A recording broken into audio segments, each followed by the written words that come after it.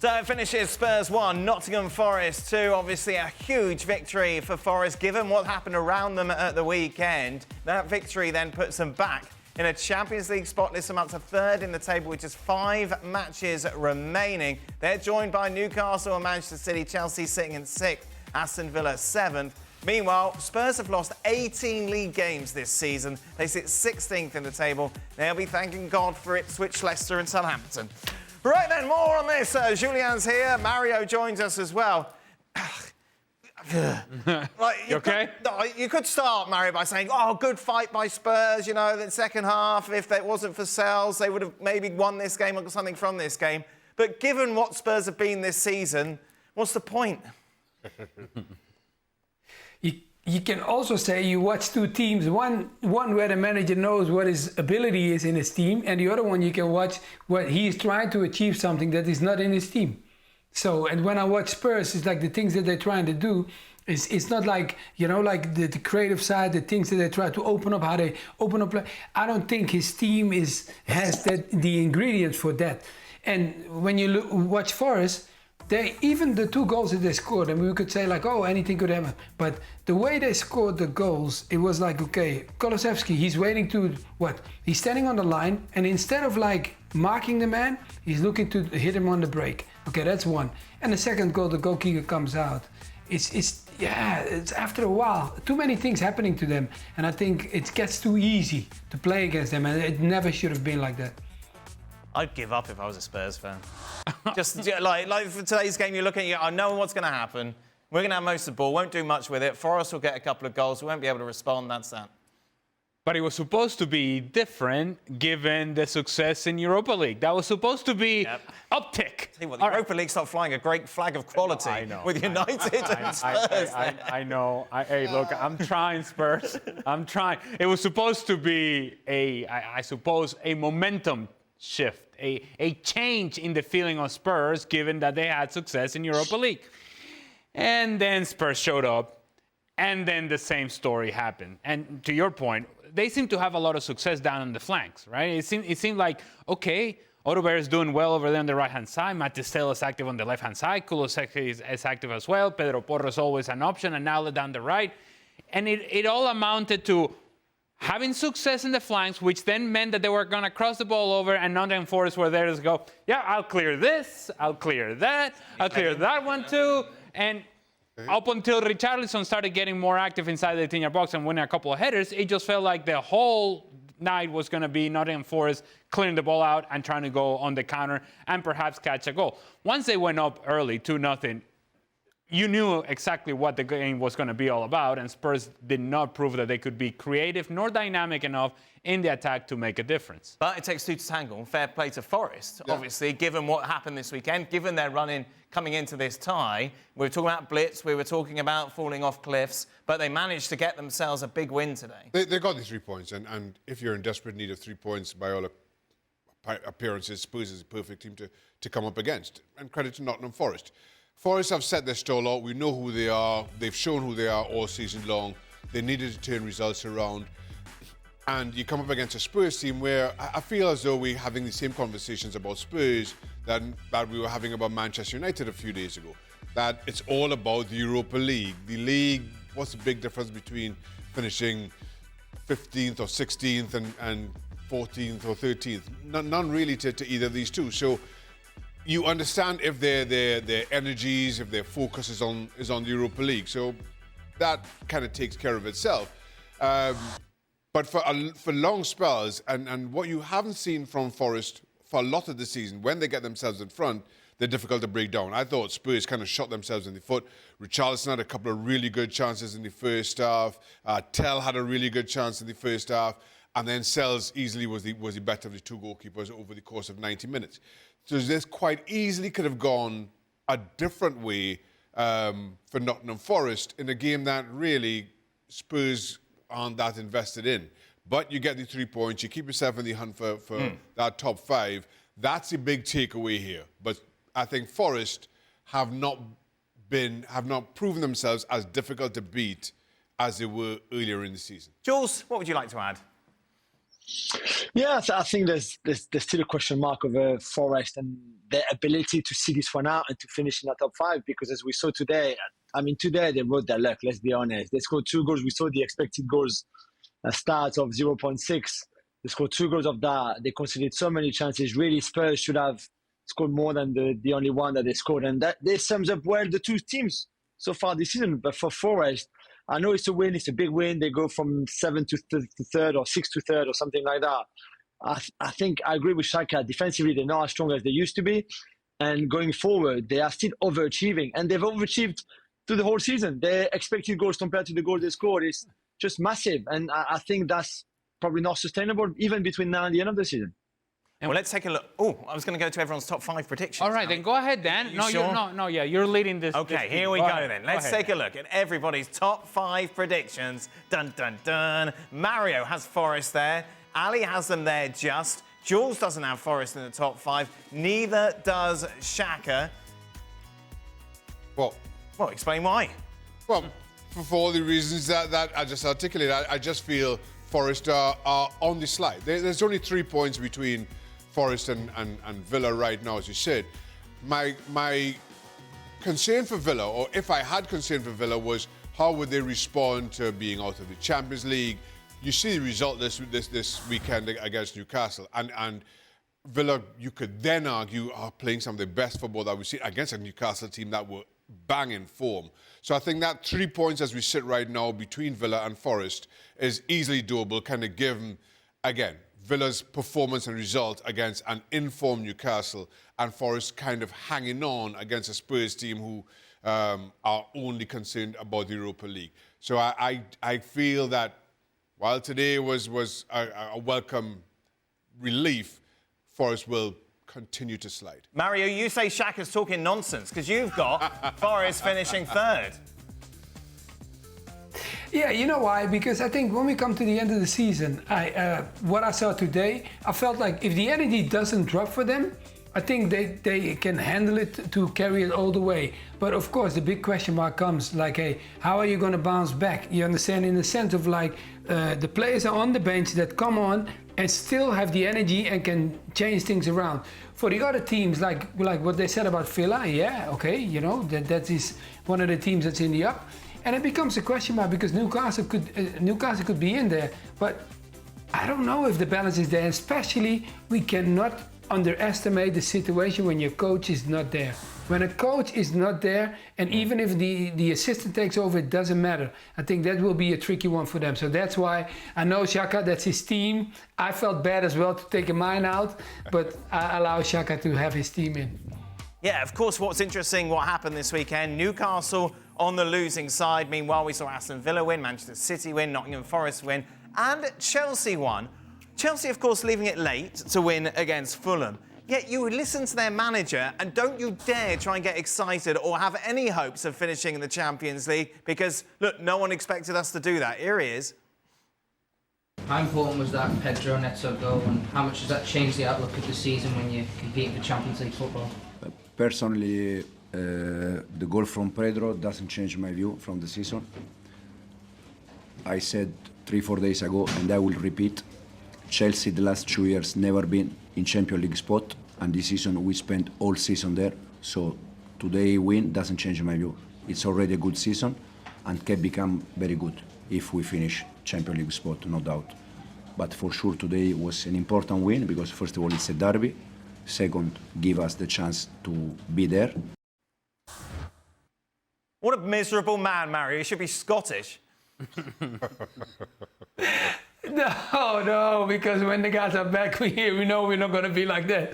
But listen, for him to say that, I don't agree, of course. You understand? I feel like I know he wants to take the pressure away because most of the coaches do that, right? They take the pressure away from the players and they put it on their own. But I feel like sometimes when he talks, when they were second, he was like, oh no, this is not. No, I thought that was a little bit too much for me. You understand? Now he's in the situation, of course, he knows his team is not performing. They win that game, but it wasn't like I was watching a game when I felt like, okay, he did one great thing. I think the 2 substitutes that he had, especially the young kid, you understand, just comes on, took the strike, okay, great goal, that he changed the game a little bit. But away from that, I feel like Because first he had the fans, then he doesn't give them no motivation. You need to motivate those people because you need them behind you. So I hope he's going to understand that, because the more he's been critical about the situation, the harder it's going to become to have your team being motivated when they come on the pitch. Because I think that is going to be one of the key things for Chelsea to get it over the line. I said in the beginning of the season, Champions League is very important. Why? Because you invest so much financial capital into a team and then you don't get Champions League. That is a big downer. What's wrong with him, Jules? It's a good question, because I agree with Mario. He's lying, obviously, by saying that this goal doesn't change anything. He knows that even if he's doing better than the last two coaches before him, which is a fact, it's true, if they miss out on top five after having been in the top five through the whole season pretty much, it's not a good end of the season. And I think he also knows the club needs that money massively. And yet they might be ahead of schedule. This is year one of Maresca's project. They might be ahead of where they thought they might be. Maybe that's not a problem. But when you've been in the top five for the whole season, if you miss out, it's a bad end of the season, really. And I think he's struggling to trying to find an answer and a solution to the deeper form of this team, because again, they were not good, especially in that first half against Fulham. They haven't been good for a while now. What's happening with Cole Palmer? What's happening with Nico Jackson? Okay, he's coming back from an injury, but what we've seen so far since he returned is the bad Nico, not the good Nico. Defensively, I mean everywhere there's tension between him and the fans. On the Neto goal on Sunday, he turns around to his own fans, kind of trolling them for the last minute win. This is not, the atmosphere is quite toxic, and this is not good when, as we saw the schedule, it's probably the toughest schedule of all those teams that we're talking about right now. Look at the team that they're facing between now and the end of the season. It's not going to be easy for them, especially in the current form that they have. Mario alluded to it there. Earlier in the season, when they were in second, and they were somewhere hanging around a title contention, and we knew that that wasn't going to be the case, that long term they were not going to hang on to that position.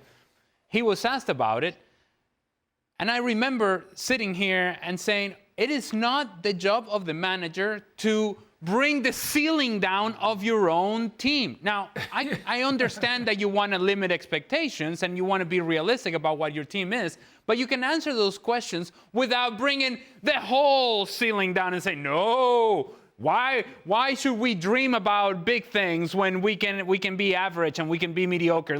Here is far more comfortable in average and mediocre. Again, it is not the job of a manager to take away the hope, the dreams, not even of the fans, but of the players. If you're a player sitting there and you're thinking, oh, okay, all right, top five, we can have a good end. It's the last-minute winner against your rival. I know, which should be a situation that you should celebrate and actually back your players and say, this is the sort of attitude that we need in order to finish in the top five. This is the sort of momentum that we need. We have a tough road ahead, but we have the players that can meet the challenge. That's all you have to say. You don't have to say, nah, it's already been a good season no matter what happens here. That doesn't excuse whatever happens at the end of the season, because to Jules' point, if they don't end up getting in a top five, given the fact that they have been in that position for the most of the season, this becomes then a failure. Mm-hmm. Regardless of how you frame it, if you're Maresca, it becomes a failure. To Ali's point, and to build on what Mario was talking about, you're not just motivating the fans here. You're asking Maresca to motivate the players. The players are seeing this, they're hearing this, and my concern is how do they then interpret that? And let's draw comparisons with a couple of clubs around Chelsea, whose expectations were higher, or more to the point, lower, between Chelsea and Forest to start the season. Mm-hmm. I'm sure everybody had Chelsea finishing higher than Nottingham Forest. But you know Nuno Espirito Santo is not sharing that message that you heard from Maresca with his players. That, oh, never mind what happens from here on in, it's okay, whether we finish top five or not. He is not, regardless of this slide. Whose season is more disappointingly off between Man City and Chelsea's?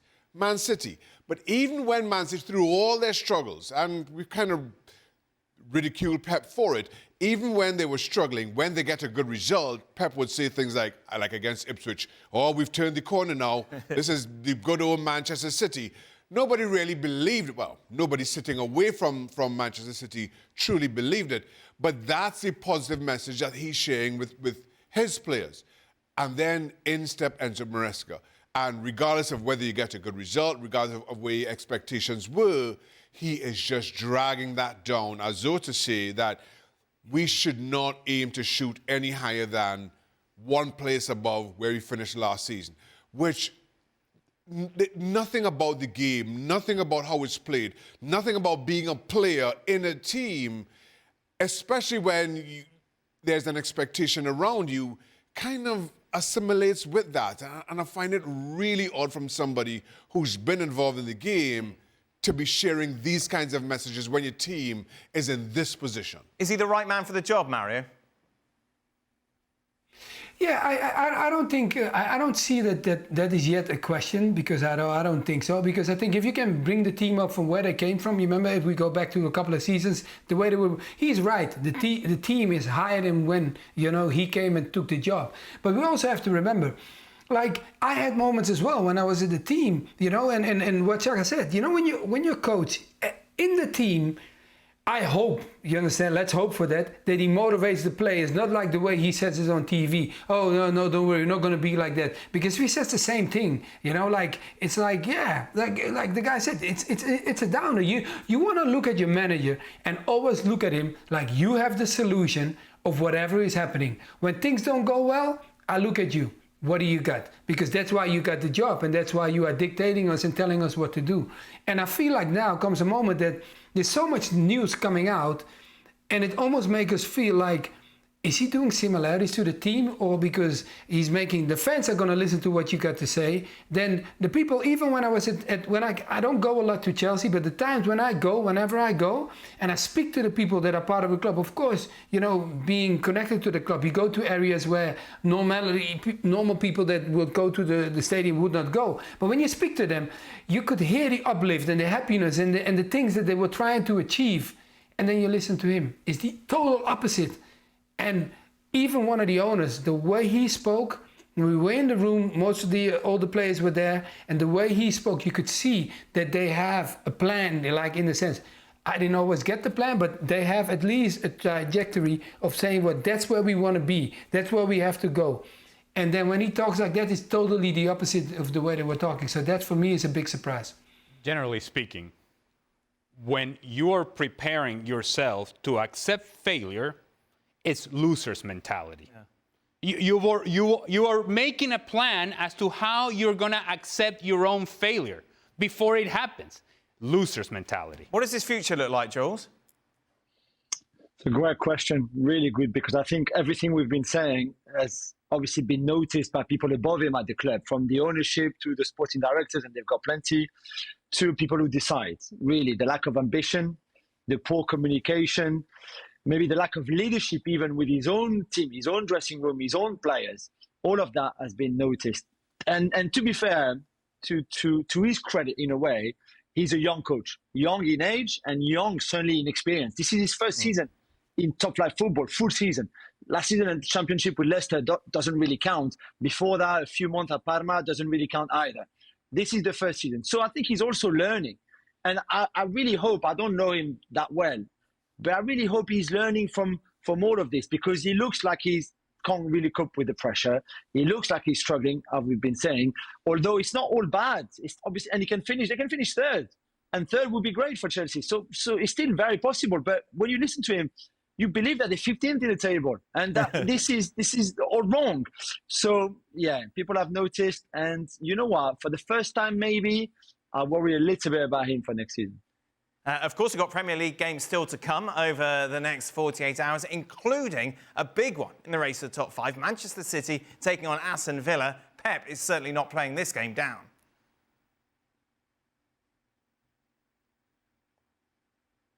He's a contender to qualify for the Champions League, both games. And when you see the game against my friend Luis Enrique PSG,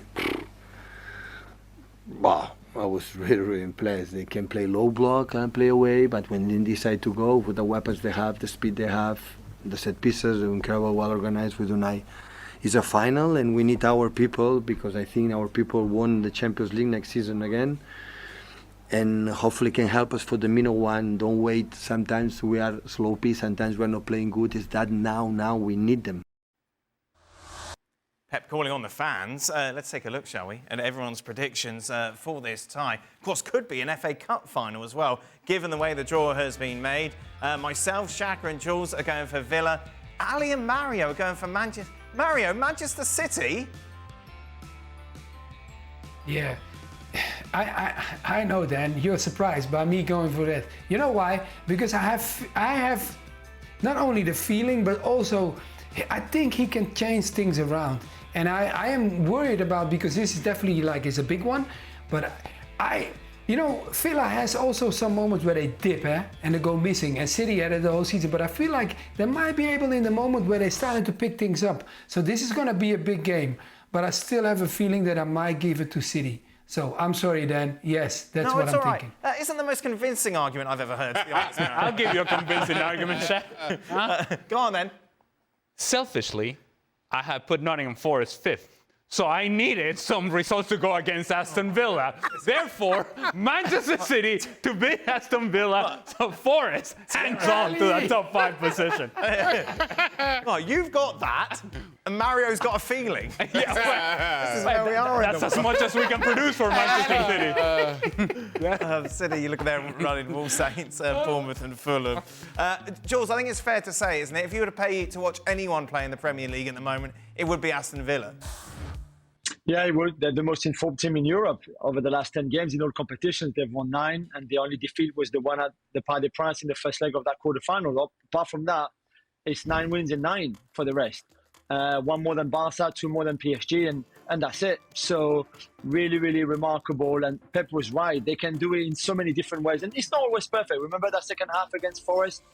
3 weeks ago or so, when they were so good in the first half and then switched off in the second half. And we've seen them in games, in the same games, having highs and lows and moments where they're very dominant, very good, and other moments where they struggle. They concede goals, loads of goals. I think Emi Martinez has conceded something like 45 goals in 33 games in all competitions, something like that. So they are a bit leaky, but with the ball, especially since January and the transfer window that they had, so many options, so many different profiles going forward, so many players in form, too. Even Watkins, who was clearly very angry that he didn't play much more against PSG, now showed Unai Emery that it's a bit of a headache who you pick to play on Tuesday night against City going forward.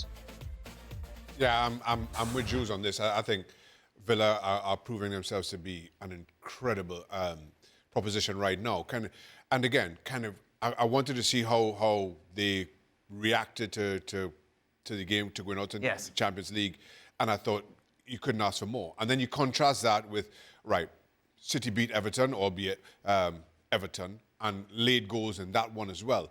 So when you contrast City late against Everton to Aston Villa's absolute tearing apart of Newcastle, I think they demolished Newcastle, thrashed them, embarrassed. It wasn't fun to witness, but that kind of is why I think Villa are favourites for this one, even at City. Of course, both teams thinking about their semi-finals that are coming up this weekend. For Manchester City, they're taking on Nottingham Forest. Meanwhile, for Villa, they're taking on the Crystal Palace side, who've completely fallen apart of late.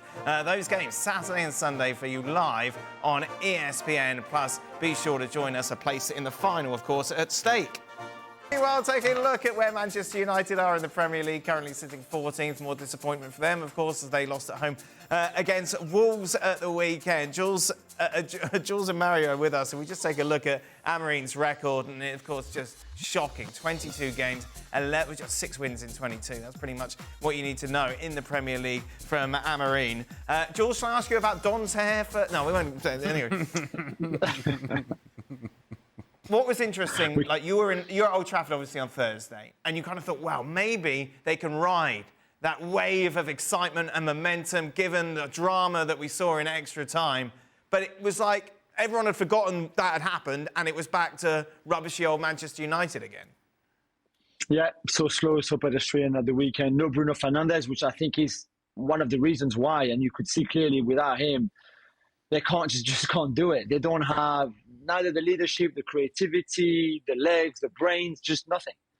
And the problem is, is you can't be so dependent on one player. And even when he's there anyway, as we've just seen on that graphic, they don't do it. So I thought the win on Thursday maybe could make something click, or it would be a big turnaround in their season, but for what is left of it.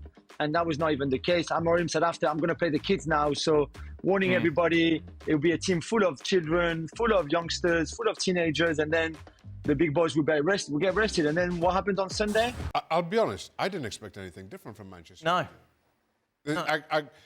But that's a bit of a problem. Well, I mean, I think, and again, similar to the conversation we were having about Spurs, we're moving up the table one or two places. It's not going to matter to Manchester United when you're that far down, and it's all about the Europa League. So I didn't think that the players, whether Amorim made changes or not, I didn't think the players would be overly motivated for it. I didn't think the fans would care that much about the game against Wolves. The league season is just kind of taking care of itself. All the eggs are in the Europa League basket. And so why... Well, I know it's a completely different team with different expectations, but Arsenal were brilliant against Ipswich. And all that all can be said exactly the same about them. Their season's over. It's all about the Champions League. Yeah, but their ask is a whole lot higher, a whole lot tougher than Manchester United's in the Europa League. Arsenal in the semi-final of the Champions League.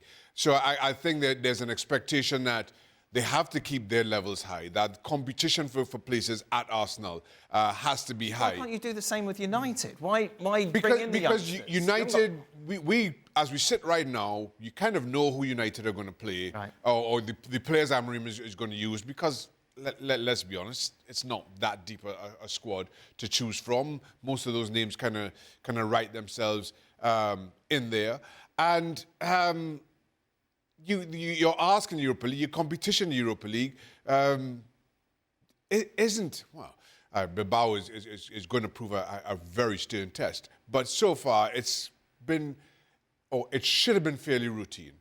Manchester United have found themselves in difficulty when they put themselves in difficulty. But otherwise, it's not. I don't feel it's a like-for-like comparison with Arsenal and what they are asking of themselves in the Champions League and the balance with the Premier League. The reason it's not surprising that they have this sort of performance against Wolves is because that's the normal right now for Manchester United. What they did against Wolves is normal. The abnormal, the outlier, is the last few minutes against Lyon in Europa League. That's the thing that is not happening at Manchester United. And so when we think about, well, are you surprised that they were not able to carry on this momentum? No, I'm surprised that they were actually able to come back late as they did in Europa League. That's a surprising thing, not losing to Wolves. Losing to Wolves is become the new normal, really, when it comes to Manchester United, and that's how low the expectations have become for them as a club. One last thing, Jules, on United. Cunha linked, we're going to see a lot of players, aren't we, linked to Old Trafford over the summer. It's more about who they can get rid of, but Cunha, does that work? Is that exciting? Yeah, I mean, guess who's Cunha's agent and Ruben Amorim's agent? Oh, yeah, of course, Uncle George. It helps when it's like that. But more seriously, back in the summer 2022, when Cunha was still at Atletico Madrid, they wanted him back then. They decided against it at the time. They spent a lot of money on Anthony, a lot of money on Haaland, a lot of money on Zirkzee, a lot of money on a lot of players. And now they're thinking about Cunha again at £62.5 million, something like that, which is a lot of money. He's only 25 years old, so he's still young enough to invest that money in him. But United won't have much money unless they qualify for Champions League next season. But apart from that, they won't have much money to spend. To spend 60 million on one player, you have to make sure that he's the right guy for you. That's what I'm saying. Whether you play as a 9 or one of the 2 inside 10 below, it doesn't matter so much. It has to be the right guy at that price. Is he the right guy, Ali? Well, he's the right guy right now for Manchester United because that's the market they're in. They're not in conversation or competition with top-end talent. And Matheus Cunha, while he's a serviceable player, he's not top-end talent. He's not elite. I think we can all agree with that. And so you it's can... a bit naughty as well, isn't it? Like, do you want to bring that into an environment where we've seen... Look, there are many issues at Manchester United, but among the biggest issues that they have is that they're lacking talent in key positions.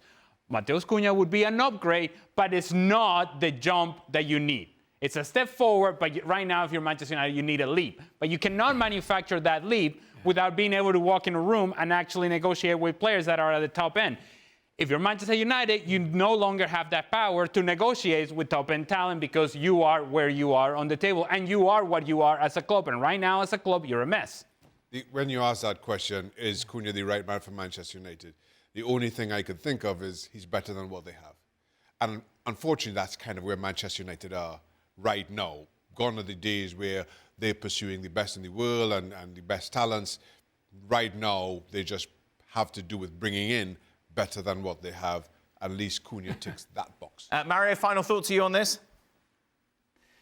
No, I totally agree with what the guy said. You understand now, Man U is just sad in the situation they're in now. You understand that there's nothing down on the quality of Cunha that's offering. But the only thing is that you got to look at what you have. And then if Cunha is not bringing better, then you're making a decision that is out of desperate situation. But away from that also is that it's sad. You know, Man United used to be the team. You go on the field and you walk next to them and you go like, how am I going to beat this team? Now you walk on the field and look at them and then you're thinking like, okay, let's have it, man, because this is going to be my game instead of their game. Oh, it doesn't matter. Oh, we're going to Manchester United Stadium. I don't care. Let's do it. A lot more reaction to what we saw over the weekend over on our YouTube channel. As always, you're welcome to go over there, have a little peruse, look at some videos and subscribe if you like. Brilliant couple of days then in Spain. Barca 3-1 down, win it 4-3 late on, and Valverde produces a piece of genius to keep Real Madrid in the title race. 6 games to go. 4 points separate the top two. Remember, there's still a Clásico to come at the start of next month as we welcome in Julian Aron and Mario Malchiot. Now, what's interesting, what's developing news today is that Bayer Leverkusen have confirmed pretty much what we all knew, Ali, was the fact that Xabi Alonso has got a gentleman's agreement that if Real Madrid come a knock-in, he can leave Bayer Leverkusen. What's interesting is that in talking to Bayer Leverkusen and their board and Carro as well, who has come out and made this statement, last month in our coverage, we were asking him the question about Xabi Alonso and Florian Wirtz, and he said, specifically to Xabi Alonso, he's under contract. There's no issue here. There was no conversation then about a gentleman's agreement, but it so happens that now Bayer Leverkusen are out of the title race, have been out for a while, but now they're out of the title race in Bundesliga. Bayern Munich are going to go on to win it. And then now there's conversation about not only Xabi Alonso, but what's the future of Florian Wirtz? What's the future of Jonathan Tah? This team is kind of falling apart. And Xabi Alonso is saying, gentleman agreements, I'm out. It's simple as that. And of course, that coincided with things falling apart for Carlo Ancelotti and Real Madrid as well. At the same time, you put 2 and 2 together, and it seems inevitable that indeed Xabi Alonso will go on to Real Madrid. And of course, I think throughout the next few weeks, we'll discuss whether or not that is the right appointment. Carlo Ancelotti, what about his future? But what was interesting, I thought, after the game, Carlo Ancelotti talking about no Kylian Mbappe and talking about his preferred formation. This is what the Real Madrid manager had to say about his decision to go 4-4-2. It's my favourite system. We defend better. It's the best system to defend. Which, Jules, makes you think, well, why don't you do it more? Well, I guess you don't do it more because you want to or you have to play all of Rodrigo, Vinicius, Mbappe and Bellingham together. And in that case, you can't do that. We saw that against Bilbao, of course, at the weekend with the kind of diamond midfield with Bellingham behind Rodrigo and Vinicius, because Mbappe, as you said, was suspended, getting booed in the stands every time his face was on the massive screen at the Bernabeu. And that's it. And you see there on the graphic, if you want to add Mbappe to this team, that system doesn't work. There's no room for him there. So you either get rid of Rodrigo or get rid of Vinicius to put Mbappe there. Does it matter who the manager is? If you're obliged to play these players in a system that you know isn't going to be your best, then Ancelotti, Alonso, Klopp, whoever it is, are going to struggle. Real Madrid is a different team, Dan. When you go there, you don't always dictate everything to the last minute. You understand? You have a boss above you. And he will also want to play his cards, and he says like, "This is the cards we want," because it's not being Real Madrid it's been the biggest club for years now. And okay, of let's say one of the biggest clubs, because I'm sure Barcelona people will think different, but this is the situation that when they want a particular player, like how they focus on Mbappe, for example, this is not a new situation. This happened prior to that. It happened to other players too, when they wanted players to come in. You understand? I mean, one of the biggest one was when Beckham went, for example, there. It was also the question mark, like, oh, who is Figo is playing on the right? Why is he coming? So normally you have to make it work as a manager. And that is where he is in. But his identical, the situation, what he's saying now, I want to play 4-4-2. But he knows that one of the key guys, if he puts one of the key guys on the bench, I can almost guarantee you some of them upstairs will start complaining and say, hey, what's going on? This is not how we run the show. And that is sometimes, it's sad to hear, but this is just the way it is. You understand? This is a bigger club, bigger than the coach. And even a coach like Ancelotti, that I really admire, has to make changes. What's interesting as well is that Alex Kirkland was at the game for us, and the preview, we're like, who's going to get whistled? Who's going to be the one that people are going to blame? And he was saying Carlo Ancelotti when his name was read out. Not particularly, not many whistles towards him, not towards the starting 11. But as you say, Jules, it was when Kylian Mbappe was shown on the big screen, he was the one who got the bulk of the whistles from the Real Madrid fans. So basically, it's the Frenchman's fault. I knew that's where you were going to go. I think they probably, they maybe booed him a little bit. I think they booed the situation, to be fair. We've said it, I think, when they got knocked out by Arsenal as well.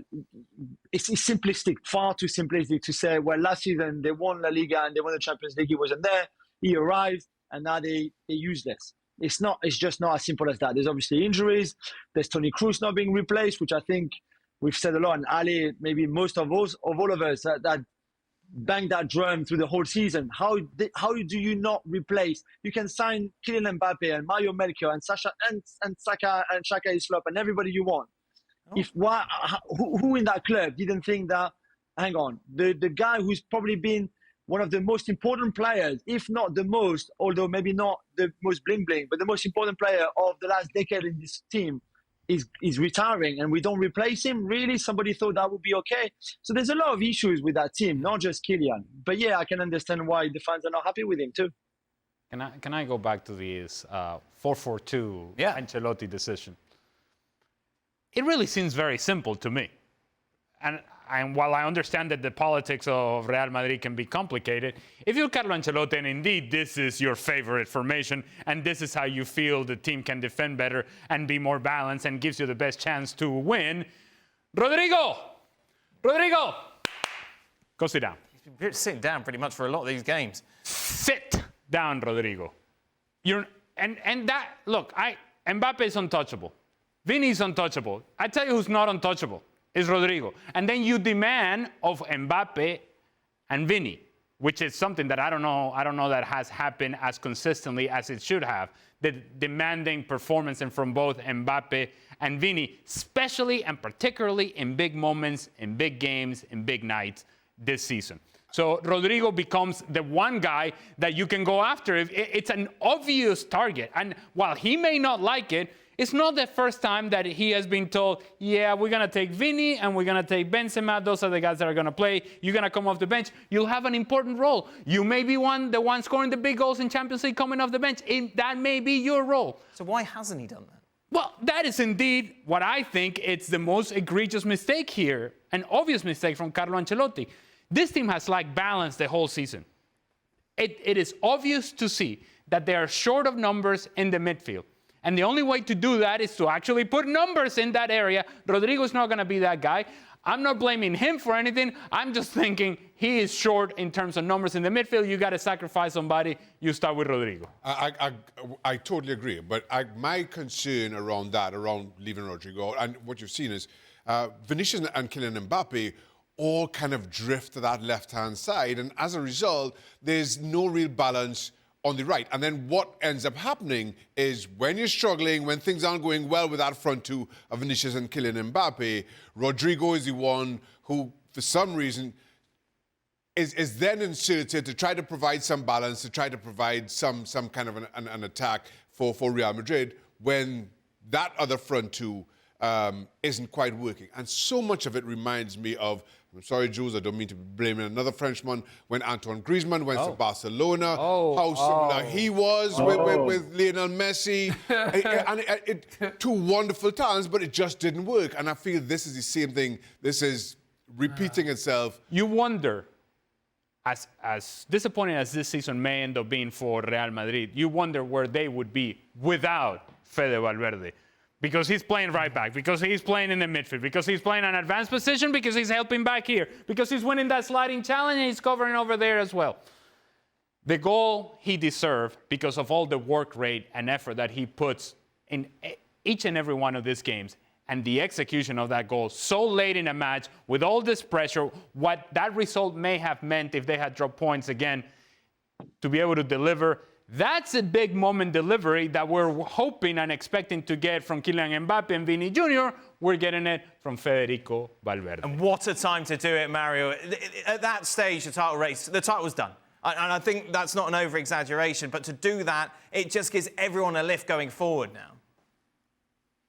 Yeah, because that game was kind of like, it was locked up, you understand? They were trying, you understand? And I saw Vini was really trying, you understand, on that side. And I thought he was going to create the opening. But they tried to double up on that side, you understand, a couple of times. But then, when he gets that ball, but prior to that, he tried already to strike a couple of times.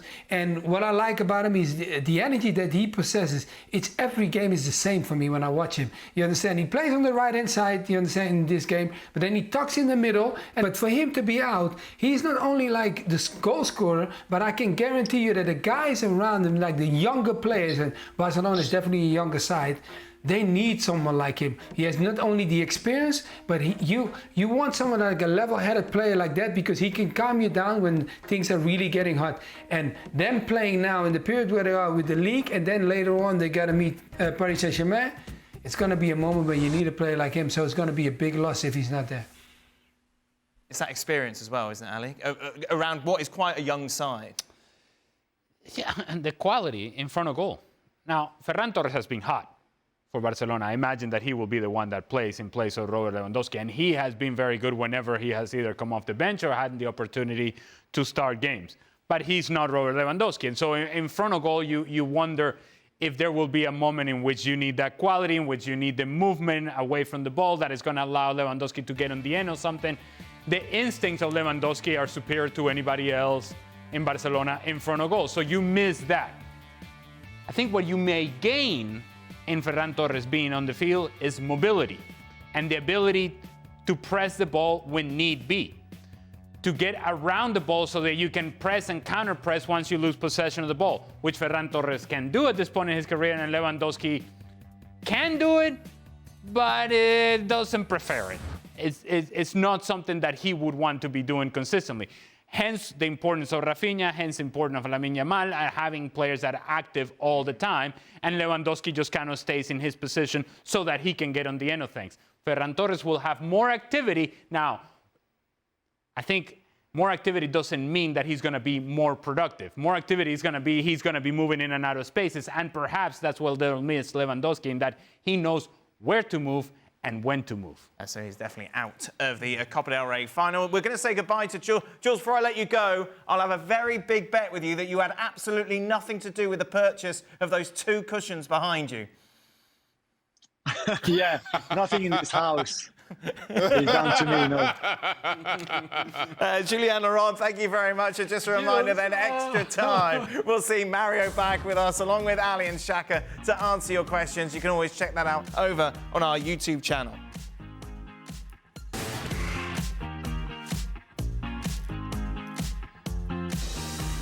Welcome in then to the latest edition of Extra Time. Mario Malchiot here, just shaking his head, thinking, wow, did I get involved with this? What's wrong, Mario? Oh, no, nothing is wrong. I'm just listening to you. I love it, man, when I listen to you guys, man. Oh, my God. You guys, you put a smile on my face. Let's say it like this. That's the most important. You're the only one, but thank you, Mario. Thank you. One of one. Thank you. First question, was Hansi Flick right to complain about La Liga's schedule? Is he just crying like Ancelotti and Real Madrid?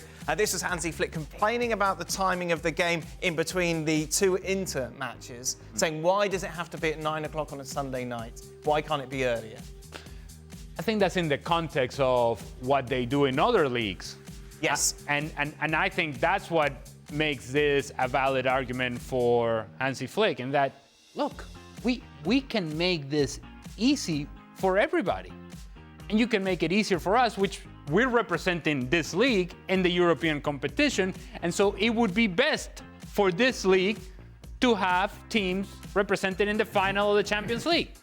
Now, it's not the responsibility of La Liga to look out after Barcelona, but I think if you look at the bigger picture and you look that Germany does it, and France and Italy, and they do make the special scheduling decisions to accommodate enough time between playing the game, resting, and being ready for Champions League competition in the midweek. And if they do it elsewhere, I think it's the point of Hansi Flick. Why can't we do it here? But the problem is, if I've paid a lot of money and I have the TV rights, I want the big teams like Barcelona and Real Madrid playing in primes. I don't care about the Champions League. I don't care how they get on that. I want as many eyes on my product as possible. And that's the Barcelona. That is everyone's problem. You've sold your stock, not your soul, but you are the one who have done this deal, so you've got to live with the consequences. Yes, but that's short-sighted, because Barcelona featuring, and whether it's Barcelona, whether it's Real Madrid, Athletic Bilbao, whoever it may be, featuring in the final of the Champions League,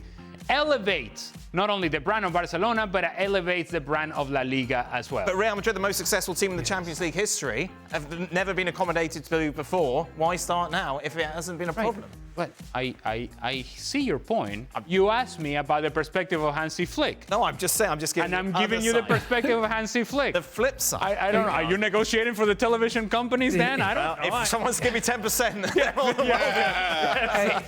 If you, why don't we? It's very easy. Why don't we ask him? Dan, do you like beautiful football? Of course I love beautiful football. That's why I've had to go to the Premier League this season, but that's then another you need topic. To take care of, then you need to take, but then you need to take care about the players to make sure that they also have the ability to produce that for you on TV. Don't sell your rights to TV companies who can dictate what time you kick off. Don't be so greedy. You know, I understand, but sometimes the TV also got to think about us. You understand? Okay, I'm not playing anymore, but at that time, think about also, I don't want to get injured. I want to perform then. I want to play good. I want to win. And I want to show you and entertain you so you watch the TV. I want you on prime time "Ooh." where I can charge the most for the commercials. That's what I want. Dan, yes. If I may, just for a second, just a quick reminder. Yes. We're one of those television companies that pays for the rights of La Liga. Yeah. Yeah, but we don't make the decision. We don't make Oh, the big right, okay. decision. All right. We ride on the coattail of others making decisions. We're not in that boardroom then? Oh, the 10%'s gone now for sure. All of you have made the point that United's players are not good enough.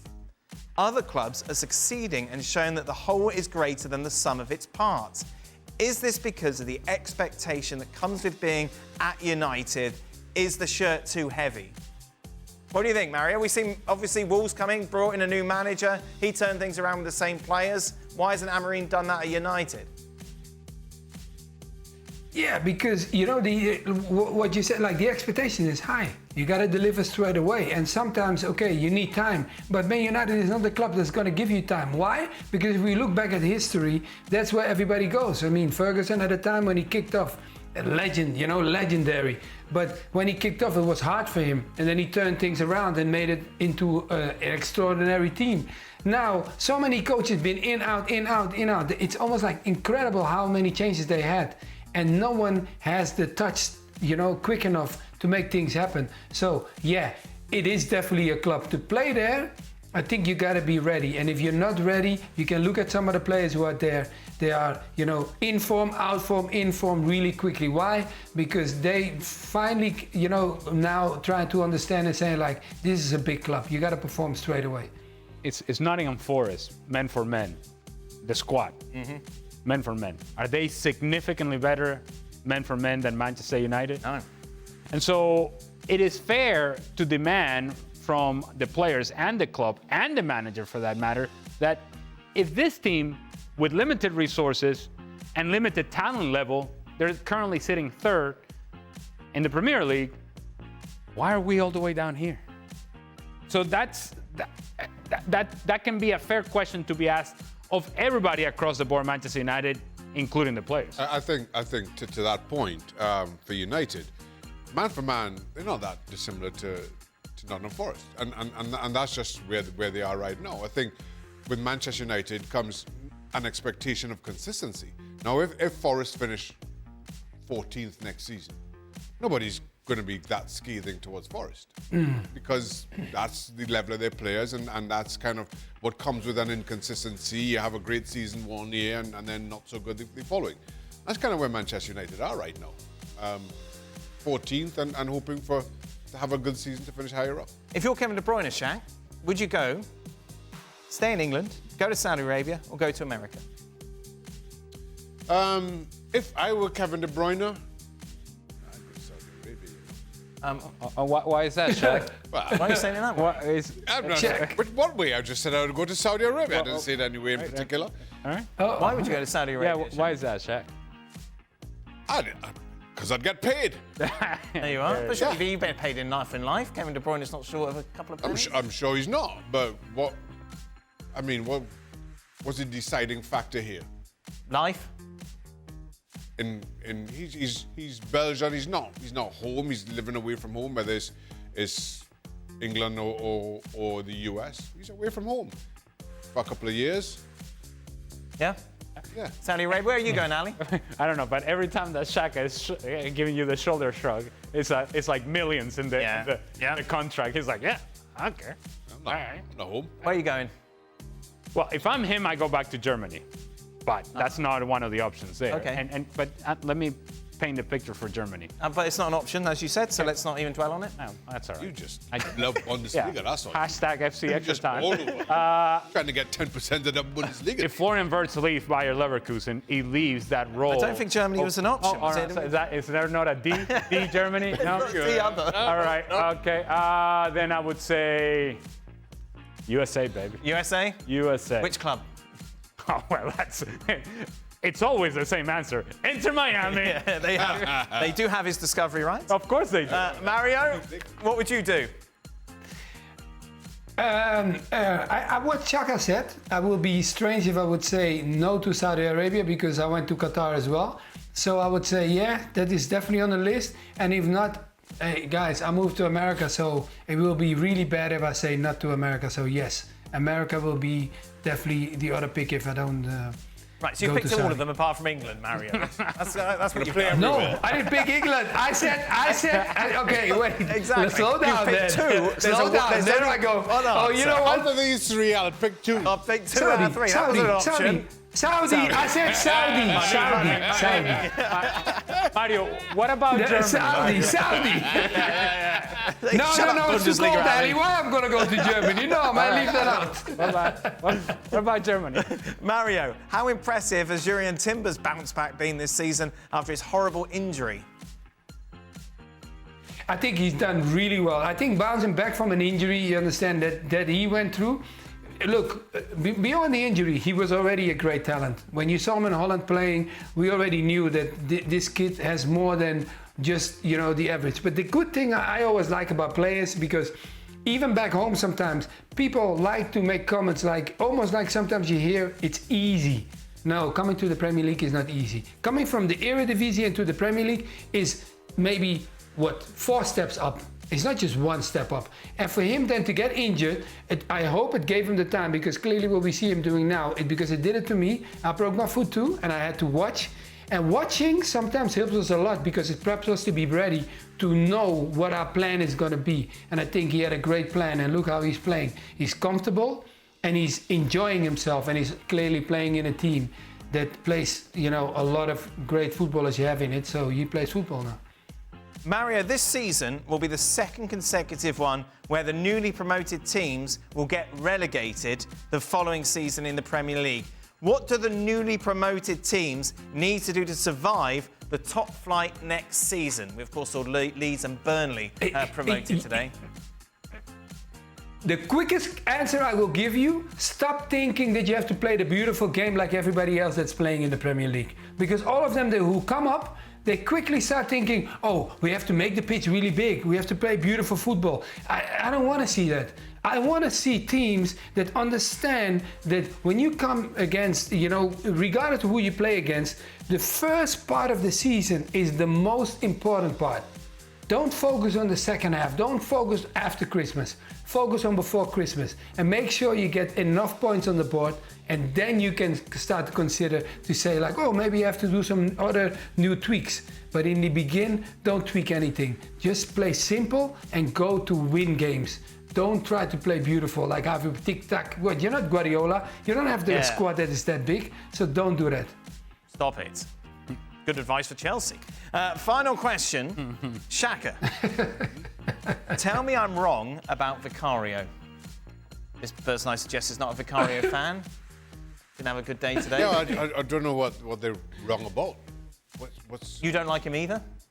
I think he's all right. Well, that's goodness me, Shaka. Oh no, but I've never thought. All right, he's all right. This is like the worst Valentine's Day card ever. Well, I think you're all right. I'll take your word for that. I'm not sure what's going on in your Valentine's Day. Speaking from experience, don't like that. You're all right, babe. Okay. You're all right. All right. Yeah. Oh, Vicario, you're all right. You're all right. I thought he was All right. an average Premier League goalkeeper. I never thought he was top of the tree. Then you can ask him even better. Go on. What would he done if you have the same qualities like Vicario? What would you have trained to become even better, Shaka? Oh yeah. Or is it's just you can't? I've never been convinced by Vicario kind of coming for crosses, leaving his line. And can you coach that? You can practice it. But I could practice it, but I mean, All right, well, you have different issues then. Yeah, starting with February 14th. I don't think you're going to get there anyway, Dan. I put my heels on. I think physically, I'm not sure that... Right. It's not a good start. Yeah. So what is he good at? He's a good shot stopper. Yeah. But then, which is why which is what goalkeepers should be good at. Well, to play in Premier League, you have to be a good shot stopper. Yes. I think it takes more than that, but which is why I kind of said what I said. Yeah, you're right. That somehow traumatized you. Well, he's all right. Something else totally differently. Hey, I didn't mean to traumatize you, Dan. You're all right, babe. You're all right. You'll do.